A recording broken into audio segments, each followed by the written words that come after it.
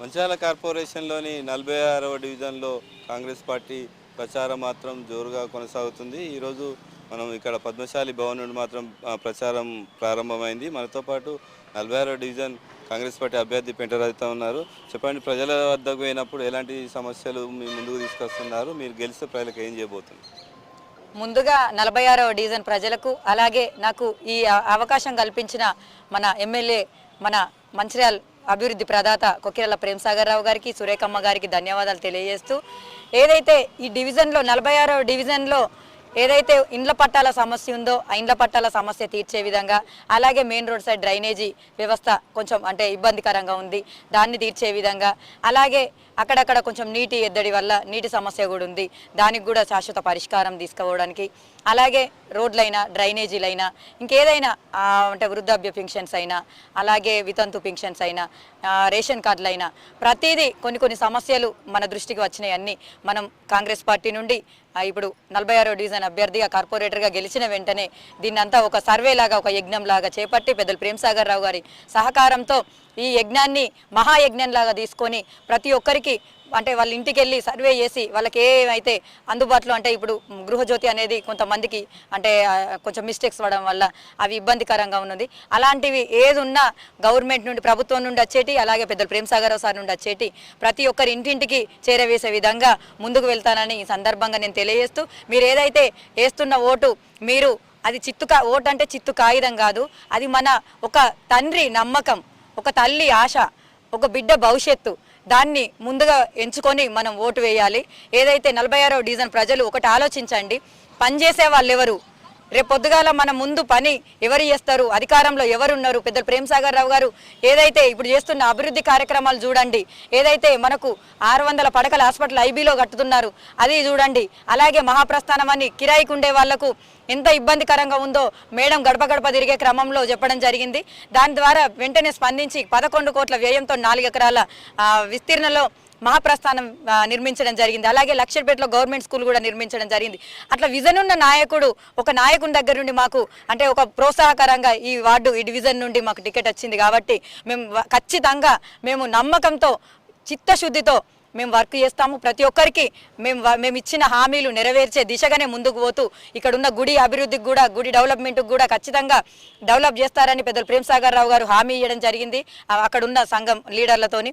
ఏదైతే ఇప్పుడు ఇక్కడున్న వేరే ఇప్పుడు మన టీఆర్ఎస్ పార్టీ అభ్యర్థి ఏదైతే నాన్ లోకల్ అని ఫీలింగ్ తీసుకొస్తుందో, వాళ్ళు కనీసం 30 ఏళ్ళు రాజకీయంలో ఉన్నానని చెప్పుకుంటున్నారు కదా, రాజకీయ అవగాహన లేకుండా, కనీస అవగాహన లేకుండా మాట్లాడుతున్నారు. ఏదైతే నేను కనీసం 4 పర్యాయాలు మహిళా కాంగ్రెస్ డిస్ట్రిక్ట్ ప్రెసిడెంట్గా చేశాను. జిల్లా వ్యాప్తంగా ప్రతి ఒక్కరికి పెద్దలు ప్రేమ్సాగర్ రావు గారు, సురేఖమ్మ ఆధ్వర్యంలో ప్రతి ఒక్క మండలంలో ప్రతి ఒక్క అంటే కార్యకర్తకు కానీ, నాయకులకు కానీ గుర్తింపు పొందిన మనిషిని. ఏదైతే ఇప్పుడు కార్పొరేషన్ పరిధిలో ఏదైతే నాకు అవకాశం వచ్చిందో, వాళ్ళు నాన్ లోకల్ అని మాట్లాడడానికి అర్హత లేదు, ముందు అర్హత కాదు, వాళ్ళకు అవగాహన లేదని నేను చెప్తున్నాను. ఏదైతే మీకు గెలుపు రాదు అన్న ఉద్దేశంతో మీరు 30 ఏళ్ళ రాజకీయ జీవితంలో ఏం చేయలేదు, ఇక్కడ అంతా శూన్యమని ఒక భయం అనేది పుట్టుకొని వచ్చే ఎలక్షన్లో ఎట్లా ఓటమి పాలవుతున్నారన్న భయంతోనే మీరు ఒకటి నాన్ లోకల్ ఫీలింగ్ రావడం జరుగుతుంది. ఏదైతే నాన్ లోకల్ అంటున్నారో మీకు ఒక అవగాహన ఉండి మాట్లాడండి. ఈ 60 డివిజన్లలో ఎక్కడైనా పోటీ చేసే అవకాశం కల్పించింది ప్రభుత్వమైనా, ఇప్పుడు రాజ్యాంగమైనా. మీరు ఒక అవగాహన ఉండి ఒకసారి చూసుకుంటే మీ పట్టణాధ్యక్షుడే వేరే వార్డులో పోటీ చేస్తున్నాడు అంటే మీ పట్టణాధ్యక్షుడు కూడా మరి నాన్ లోకల్ ఫీలింగే కదా. మీ గత ఎమ్మెల్యే కూడా పాత మంచిర్యాలలో పుట్టి ఎల్ఐసి కాలనీలో వచ్చి ఉంటుండు అంటే ఎమ్మెల్యే కూడా నాన్ లోకలేనా? నేను ప్రశ్నిస్తున్నా మిమ్మల్ని మీడియా ముఖంగా. ఏదైతే ఇప్పుడు మీరు లాస్ట్ ఉన్న కౌన్సిలర్ ఏం చేయలేదు అని చెప్తున్నారు, అప్పటి కౌన్సిలరు ఏదైతే సేవలు అందించిర్రో 4 ఏళ్ల పాటు మీ ఎమ్మెల్యేనే అధికారంలో ఉన్నాడు. ఆ కౌన్సిలర్కి ఎందుకు నిధులు ఇవ్వలేకపోయారు, వాటిని ఎందుకు అభివృద్ధి చేయించలేకపోయారు? మీరు ఇప్పుడు వాళ్ళ సొంత డబ్బులు పెట్టి బోర్లు వేయించి ప్రజలకు నీటి ఎద్దడి ఉండకాడ నీటి ఎద్దడి సమస్యను తీర్చిండు అప్పటి కౌన్సిలరు. వచ్చిన నిధులతోని డ్రైనేజీలు చేయించిండు, రోడ్లు వేయించిండు, కరోనా టైంలో మాస్కులు కానీ, శానిటైజింగ్ పనులు కానీ ఇవన్నీ చేయించిండు. అప్పుడు కరోనా మన వరద బీభత్సవం సృష్టించిన సమయంలో పెద్దలు ప్రేమ్సాగర్ రావు గారి సహకారంతో ఇక్కడున్న స్థానిక కౌన్సిలర్ కొండా పద్మశేఖర్ గారు వెంటనే స్పందించి రాత్రి పగళ్ళు నిద్రాహారాలు మానేసి ఆ ప్రజలను సురక్షిత ప్రాంతాలకు చేరవేసి వాళ్లకు ఆహారం కానీ వాళ్ళకి ఏమున్నాయో నిత్యావసర సరుకులు పెద్దలు ప్రేమ్ సాగర్ సార్ ద్వారా వాళ్ళు దోచినవి వాళ్ళు ఇచ్చి వాళ్ళను ఎంత విముక్తి చేసిర్రో మాకు తెలుసు. మీ అధికార పార్టీ అవ్వండి అందరు కలిసి మీ ఇంటికి వస్తే మీరేం చెప్పారు, మా ఇంటికి కూడా నీళ్ళు వచ్చినాయి కదా అనేసి ఒక మాట మాట్లాడిరు. మీరు నియోజకవర్గం ప్రథమ పౌరుడై ఉండి ఆ మాట మాట్లాడిరు. అదే పెద్దలు ప్రేమ్ సాగర్ రావు గారు అక్కడ వరదలో మీరు కట్టిన హాస్పిటల్, మీ నాయకుడు కట్టిన హాస్పిటల్ మునిగిపోతే అక్కడ పేషెంట్లను తీసుకొచ్చి సురక్షిత ప్రాంతాలకు తీసుకొచ్చి సేవలు అందించిన ఘనత మా నాయకునికి దక్కుద్ది, మాకు దక్కుద్ది, మా ఇక్కడ మాజీ కౌన్సిలర్కి దక్కుద్దని సందర్భంగా తెలియజేస్తున్నా. ఏదైతే మీరు అభివృద్ధి చేసిరు అంటుర్రు కదా, మీరు కట్టిన ఇందిరమ్మ ఇల్లు ఒకటి చూపియండి మాకు. మీరు అధికారంలో ఉండంగా మీరు ప్రజలకు ఎవరన్నా నా ఉపాధి చూపించిరు అంటుర్రు కదా, అర్హత ఉన్న వాళ్ళకి ఉపాధి చూపియ్యి మేము ఇప్పుడు అడుగుతున్నాము. ఏదైతే మన పెద్దలు ప్రేమ్ సాగర్ రావు గారు ఇందిరమ్మ ఇండ్లు అనేటి ప్రతి వాడకు పోతే మనకు కనబడుతున్నాయి. నేను ఆ ఇందిరమ్మ ఇండ్లను నేను మీకు చూపిస్తా, మీరు కట్టిన ఇండ్లను మాకు చూపియండి. ఏదైతే ఇప్పుడు మేము ఉపాధి కల్పించినాం చూడండి, ఆ ఉపాధి కూడా మేము చూపిస్తాం. మీరు ఎవరికి ఉపాధి చూపించిరో మీరు మాకు చూపియండి. ఎంతమందికి రేషన్ కార్డులు ఇప్పించి ఎంతమంది దగ్గర మీరు డబ్బులు వసూలు చేసిరో మాకు తెలియదు అనుకుంటున్నారా? ఏదైతే మీరు అభివృద్ధి అని చెప్పుకుంటున్నారు కదా, అభివృద్ధి ఒకసారి మీది మాకు చూపియ్యి. నేను ఏదైతే చేసినో మా సార్ పెద్దలు ప్రేమ్ సాగర్ రావు గారు మా ఇక్కడ ఉన్న మాజీ కౌన్సిలర్ చేసినాయి మేము చూపిస్తాం. ఏదైతే ఇప్పుడు మీరు ఈ 30 ఏళ్ళ రాజకీయ జీవితంలో అభివృద్ధి మాత్రం శూన్యం, సంపాదన మాత్రం హైలైట్, అంతే కదా. మీరు చేసిన అవినీతి అవన్నీ నేను తీసుకొచ్చి మీకు చూపిస్తా. నేను చేసిన అవినీతిని మాకు చూపియండి. మీరు ఏదైతే మీరు చెప్తున్నారే మేము స్థానికులం, రాత్రి పగళ్ళు ఇక్కడనే ఉంటామని, నేను ఈ వార్డు డివిజన్లో టికెట్ వచ్చుడుతోనే ఇక్కడ నేను స్థానికంగా ఉండాలి, ఈ ప్రజలకు అందుబాటులో ఉండాలి, రాత్రి పగళ్ళు ప్రజల కోసం నేను కష్టపడాలి. గత 15 సంవత్సరాలుగా కాంగ్రెస్ పార్టీ మహిళా కాంగ్రెస్లో ప్రేమ్ సాగర్ సురేఖమ్మ గారి నాయకత్వంలో పనిచేస్తున్నాను. దాన్ని నిలబెట్టుకోవాలన్న ఉద్దేశంతో ఇక్కడ స్థానికంగా నేను ఇల్లు కూడా తీసుకోవడం జరిగింది. 18-411 నా ఇంటి నెంబరు. ఎవరైనా రావచ్చు, ఎనీ టైం నేను అక్కడ అందుబాటులో ఉంటాను. మీ సేవలో నేను ప్రతి ఒక్కరికి సేవకురాల్లాగా పనిచేస్తానే తప్ప నాయకురాల్లాగా ఉండను. ఏదైతే మీరు ఎన్నుకున్న నాయకురాళ్లను ఇదివరకు చూసిర్రు, వాళ్ళు సంపాదించుకుంటూ చూసిర్రు. కానీ నేను ఇప్పుడు సేవ చేస్తానన్న ఉద్దేశంతో ఈ 46వ డివిజన్లో నిలబడడం జరుగుతుంది పెద్దలు ప్రేమ్ సాగర్ రావు గారి ఆశీర్వాదంతో.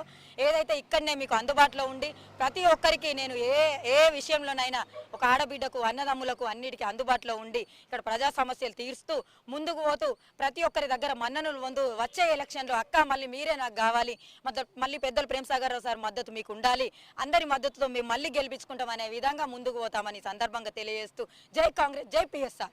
మేము అభివృద్ధి చేయలే అంటే పాత 21 వార్డ ప్రజలని ఒక్కసారి పోయి కింద పెద్దమ్మ గుడి ఏరియా, బాలాజీ నగర్, ఇటు డూప్లెక్స్ కాలనీ, ఇటు జంకారెడ్డి గారి ఇంటి దిక్కు పాత ఫోటోలు ఒకసారి చూపెడతాను. నేను రాకముందు నేను వచ్చిన ఫోటోలు కూడా చూపెట్టడానికి సిద్ధంగా ఉన్నా. నేను ఎంత పని చేసి ఉన్నా నా వాడ ఇప్పుడు 45, 46 డివిజన్లో రెండిట్లా కలిసిపోయింది, 44లో కలిసిపోయింది.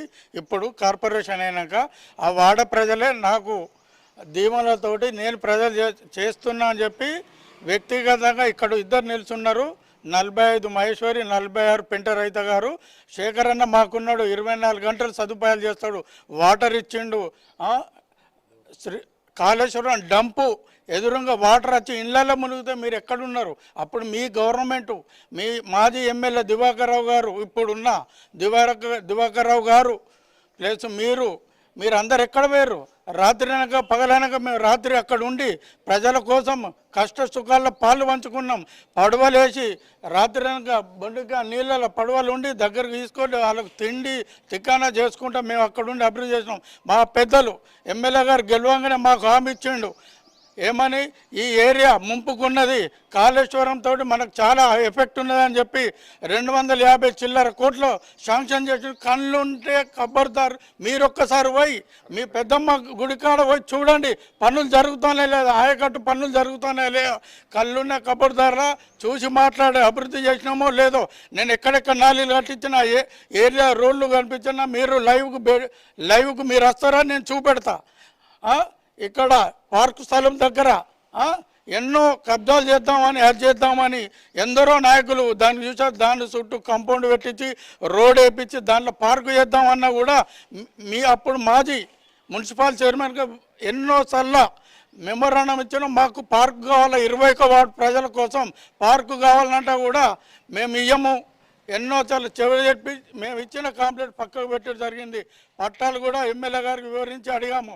అప్పుడు మేము ఒక 20 సార్లు మున్సిపల్ కౌన్సిల్లో మెమోరాండం కూడా ఇచ్చాము. పట్టాలు కావాలని దాన్ని కూడా విడిచిపెట్టారు. మా ఎమ్మెల్యే గారు ఇప్పుడున్న మా ఎమ్మెల్యే సాబ్ గారు ఆల్రెడీ మేము చెప్పినాము, అది కలెక్టర్ దృష్టిలో ఉన్నది. డిప్యూటీ సీఎం భట్టి గారు కూడా చెప్పాడు. ఈ గెలిచిన తర్వాత కార్పొరేషన్ తర్వాత ఒక 5 or 6 monthsలే పట్టాలు ఇచ్చేందుకు కూడా సిద్ధంగా ఉన్నారు. మేము సొంత నిధులతోటి గుప్తని మాతోటి చాలా చనిపోయిన కాడ కానీ ఆర్థిక సాయం కానీ ఏదైనా గుళ్ళ దేవస్థానాలు కానీ మా వంతు ఎంతో సహకారాలు చేశాము. జేసీబీలతో కానీ ట్రాక్టర్లతో నీళ్లు లేని సమయంలో రోడ్లు లేని సమయంలో కచ్చా రోడ్లు వేయించాము. మీరు రాండి, డెబిట్కి వస్తారా, నేను మాట్లాడతా. సొంతగా నేను మాట్లాడి పని చేసిన లేదో పని చేసిన వాళ్ళకు ఆదరణ ఉంటుంది, పని చేయి ఇంట్లో కూర్చున్న వాళ్ళకు ఆదరణ ఉంటుంది.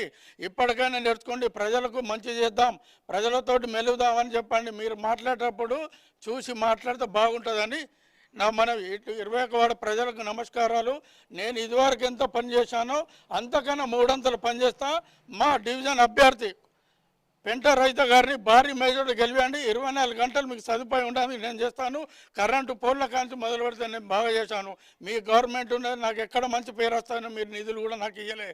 చాలా ఇబ్బంది పెట్టిర్రు, ఎన్ని చేయాలని చేసారు. నా మీద కేసులు కూడా ఫారెస్ట్ కేసులు కూడా పెట్టించారు. మీరు ఎన్ని రకాలు అయ్యారు.